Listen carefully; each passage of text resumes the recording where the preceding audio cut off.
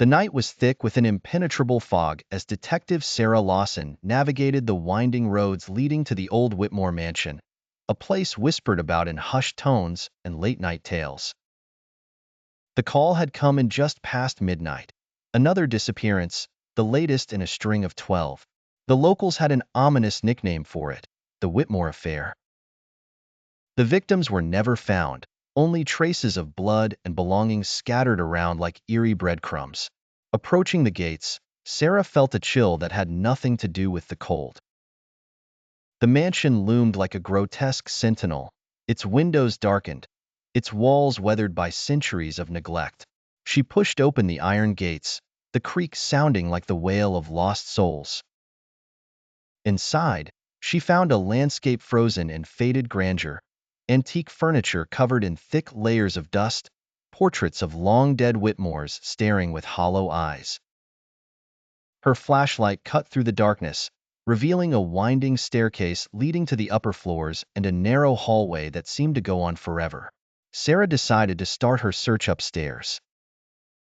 The air was stifling, the silence oppressive. Every creak of the aging floorboards sounded like a scream. She entered what appeared to be the master bedroom, the bed still made as if expecting its occupant's return. On the dresser lay an antique mirror, its surface cracked but reflecting something that froze Sarah's blood. Piercing red eyes staring back at her from the dark. She spun around, but the room was empty. Panic gnawed at her resolve, but she couldn't leave, not yet. She had to find clues, something to explain the disappearances. As she moved the mirror aside, she discovered an old journal. It belonged to Lord Whitmore, the last known resident of the mansion. The writings were erratic, delving into madness and dark rituals. It spoke of immortality at a terrible cost, blood, and lots of it. Her breath hitched as she read the final entry, a ritual that would occur on the 13th night of the new moon. Tonight, a sudden noise downstairs jolted her from the journal. She ran down. Her flashlight barely penetrated the suffocating darkness. Sarah found herself in a grand dining room, a long table stretching into the shadows. At the head sat a figure, motionless, cloaked in absence. She stepped closer, the figure's face emerging from the gloom. Lord Whitmore himself, or what was left of him.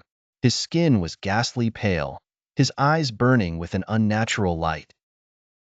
"Welcome," he rasped, a cold smile playing on his lips. "I've been expecting you." Before she could react, the room filled with a horrifying chorus of whispers. From the shadows, more figures emerged, each one pale, undead, their eyes glowing with the same thirst for blood. There was no escape. Sarah understood now why the victims were never found. They had become part of the horrifying legend, forever bound to the mansion and its bloodthirsty lord. Her flashlight flickered and died, plunging her into absolute darkness. And then she felt it, cold hands closing around her.